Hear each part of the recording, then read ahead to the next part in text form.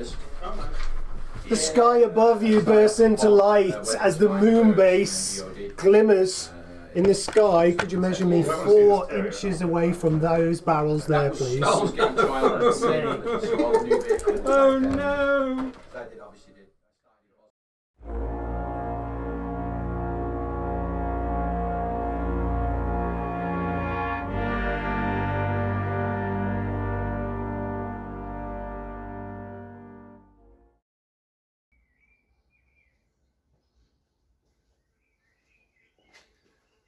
For a lot of people, the INQ28 hobby is simply converting kit bashing miniatures.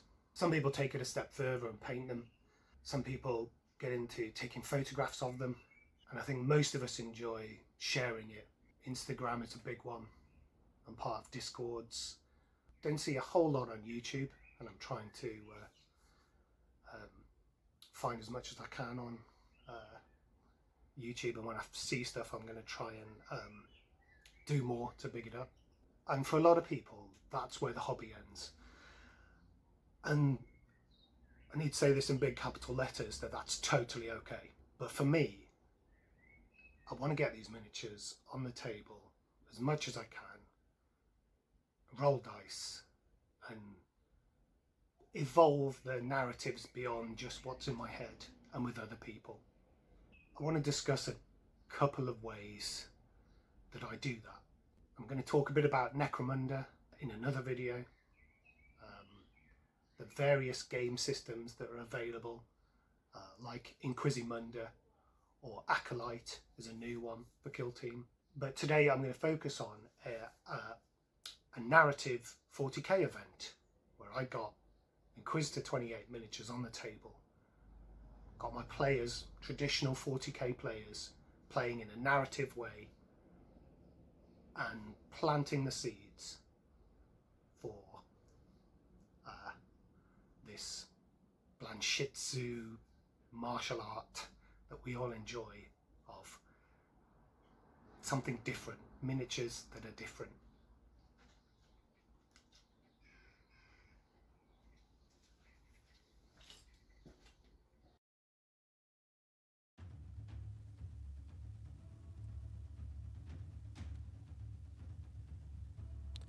So when running this narrative event,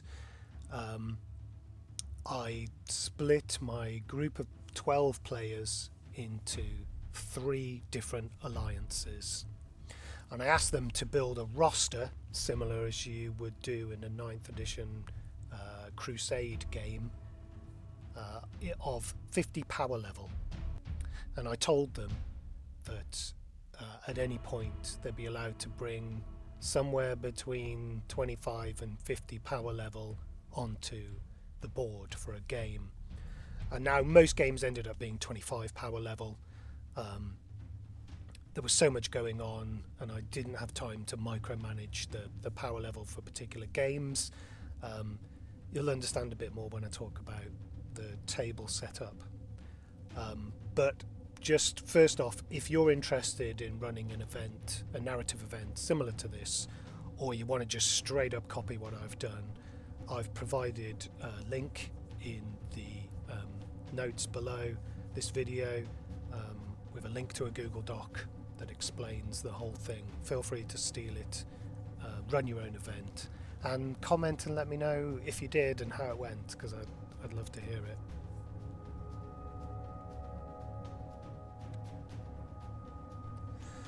Okay, so I used my own INQ28 miniatures as the focus of this narrative event. I have a sort of traitor guardsman kind of guy who is the planetary governor and his entourage. And you should be seeing some pics of those minis coming up now. I would have loved to have been able to introduce an Inquisitor character or a whole group of Inquisitors that would have been in charge of trying to arrest him, but I was running this event on my own, and this is kind of the first step into moving my group into being a bit more narrative focused. So I needed something that would kind of act on its own. The players could sort out what was going on, but interact with them. And so the traitor planetary governor worked well for the overall narrative. By the way, if you search back a few videos, you'll see the video intro I did for the event. I spent far too much time on that and not enough time on working out the rules. But I enjoyed it, and that's all that matters.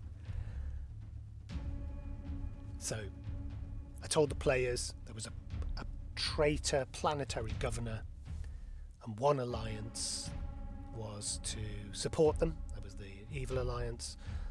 Oh, evil.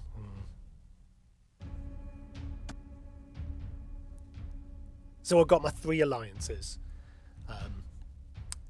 The Servants of Ruin, who realise that chaos has overthrown the world with the corrupt planetary governor, and they've come to soak up the bloodshed. Then I've got the crusading forces of the Imperium, who are looking to arrest the planetary governor, save whatever's left of the planet. And then I've got the Raptors of War, which is kind of a lot of Xenos. That's how I've shoehorned in anything else anyone wanted to bring, just to say that people are fighting and they've been drawn to this combat. What I didn't want to do is say there are 2 alliances, you've got to bring Chaos and you've got to bring Imperium. I felt that was limiting a bit. I knew I had Eldar players, I knew I had Orc players, so I wanted to mix it up a bit. So if you've looked at the rules document, you'll have seen that the 4 tables that I set up have a couple of terrain pieces, and these terrain pieces have a number of special rules. There were objectives around each terrain piece, and if you controlled those objectives, you controlled those terrain pieces. And they had benefits. If you controlled a terrain piece, you had a benefit that would affect your entire alliance. So things like the Sanctum Ballisticus, all infantry units gain a 6-up save when they lose their final wound. So a feel no pain save for those of us who remember that rule. The Shrine of St. Inus, add 1 command point to your army. So these are benefits that every army in the alliance has, as long as they control the terrain piece. And as soon as they stop controlling the terrain piece, they lose it and it goes to another alliance. So there's quite a few complex things going on here, and if you're running this by yourself, you need a way of communicating these changes to your players. The other thing that's worth noting on terrain is that you'll see in the document that there are more than 2 deployment zones. In fact, there are 4 deployment zones, and my players were allowed to set up more than 2 armies on a table. They could set up 1 army, 2 armies, 3 armies, or 4 armies, and they could be from 1, 2, or 3 alliances. So I could have had 2 armies from the same alliance fighting each other. I never did. I often had all 4 armies fighting on 1 table from 3 different alliances. That was the final game to try and capture the planetary governor. He was killed in the end. Spoilers.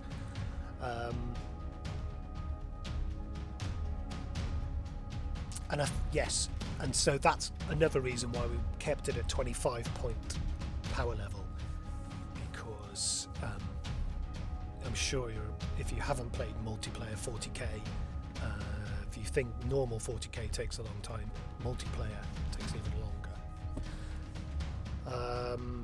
So yes, we limited the power level to make these games fit into our 3-game schedule.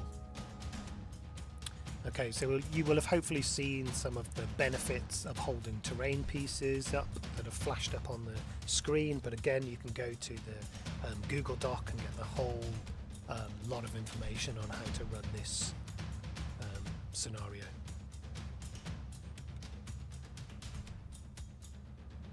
So at the beginning there, you'll have heard me saying the sky lights up as the moon base fires an orbital bombardment down onto this other table.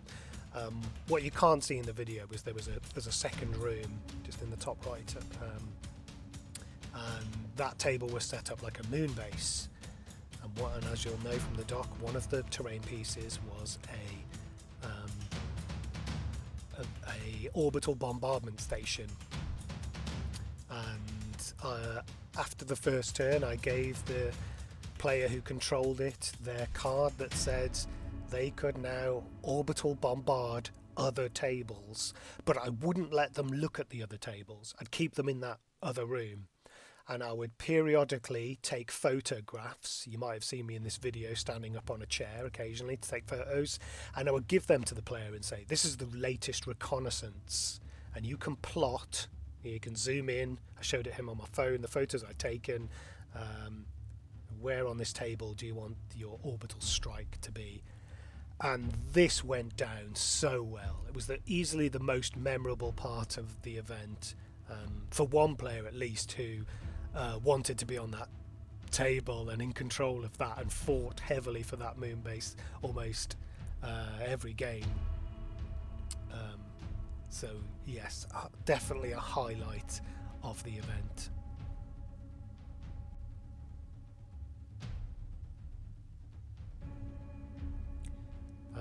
The other thing I did was I hid 2 models, so trying to incorporate more of my INQ28 collection. I picked a pilot, an Imperial pilot, and a random tech priest, and I'd said that they were on the board, so I actually physically took the models and hid them on the table for the first games. The AdMech tech priest was on the industrial board, you can see there, and the pilot was on the Imperial ruins. And I said to the players, look, there's been a distress call on this table, and see if you can find anyone to rescue. And my Imperial Guard player, who was playing my Tempestus Scions player, who brought a Valkyrie with them, was straight on this. When he knew there was an Aeronautica pilot on the table, he was well up for finding them. And I gave a special reward to anyone who rescued the Aeronautica pilot or the Tech Priest engine seer. You'll see those benefits coming up on the screen. And players really got into this. They looked around the terrain trying to find them. The Tempestus Scions player got his unit up there against the Eldar player. He wasn't really sure what was going on, and they got him off the table.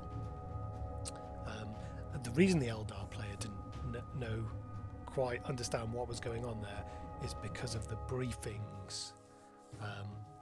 And I'm not sure that my Eldar player was entirely happy with some of the narrative that went on, and I think in future I should have put more effort into the different briefings, and try to make them a bit more or ask more questions. But I was running short of time, so some things were rushed, and I regret that. So yes, briefing the alliances.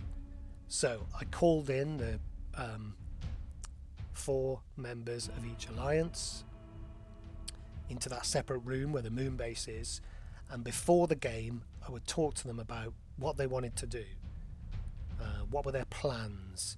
I told them about the distress calls if they were the Imperium players, and I said, "Are there any plans that you want to enact?"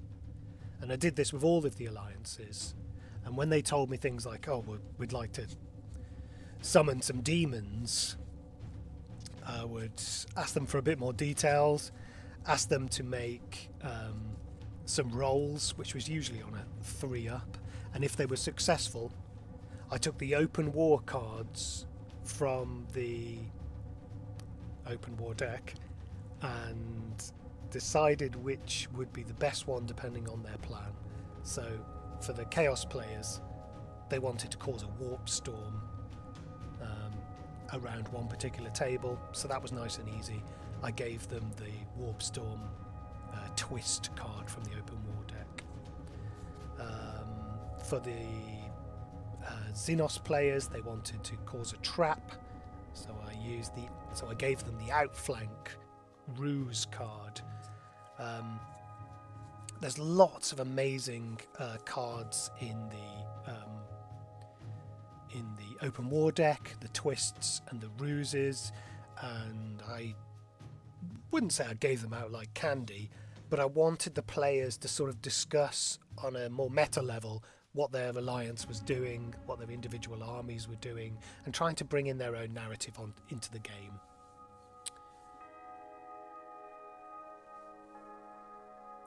So what happened? Well, they arrived on the tables, the Imperial players arrived on the tables, the Chaos players had control of every terrain piece. So the Imperial and the Xenos alliances arrived on the tables and started taking some of those terrain pieces and gaining ground. At this particular point in the 9th edition cycle, Chaos weren't particularly strong. We had Chaos Space Marines and Chaos Demons and World Eaters, and neither of them had codexes, I think, at this point in January 2022. So I knew they were going to be the weakest, so I gave them control of all of the terrain pieces to begin with, and the Imperial and Xenos players started stomping them and taking those terrain pieces. What happened in the narrative? On game 2, the Planetary Lord appeared in a Terax mining drill. Him and his entourage got out and started firing some guns.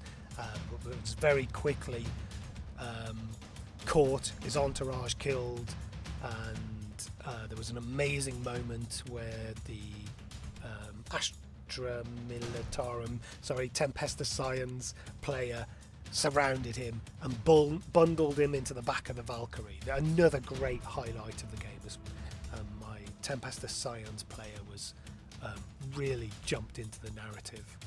I enjoyed it a lot. And in the 3rd game, we decided the narrative was that the Chaos Planetary Lord, the corrupted Planetary Lord had turned into a Chaos Spawn in the back of the Valkyrie and murdered the pilots, and it had crashed into the industrial sector, and there was a big fight for this Spawn and his corpse, and that was the final game.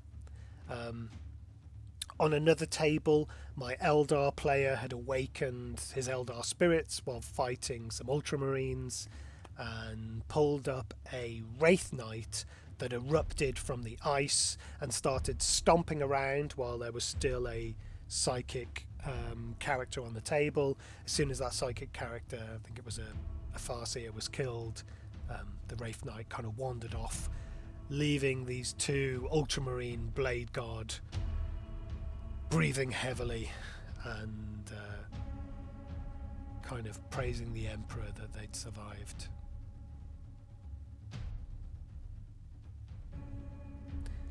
So what would I do differently? If I could have more people helping me, I would have tried to individually have an arbitrator, a GM on each table, trying to add in more narrative and trying to get some more INQ28 models onto the table. The final debriefing I felt was a bit rushed, but I was tired and I had a lot of stuff to tidy up, so I regret not putting more into building up the story and talking to the individual players, encouraging them to do more narrative themselves. I also had a certificate for the best general that I thought had got into the spirit of things, and this wasn't actually the Tempestus Science player, it was one of the Nurgle Chaos Space Marine players. I just thought he had got into the spirit of things really well, but I don't think that was needed. I think it may had, from the outside looking in, it kind of gave it the shape of a competitive event or a tournament event, and I regret doing that. I wish I'd just said to everyone, thank you all for being here, you're all winners, you've all made this what it is. So that's it. I encourage you to try giving a narrative event a go as a way of introducing these INQ28 elements to your group, to your local groups, and getting those miniatures on the table, rolling some dice, and doing more than just sitting about on a shelf or in a box. Thanks for listening. If you enjoyed this video, please just drop me a comment underneath. I don't do Patreons, but I really appreciate comments and subscribes and likes, obviously. Yeah, thanks for listening.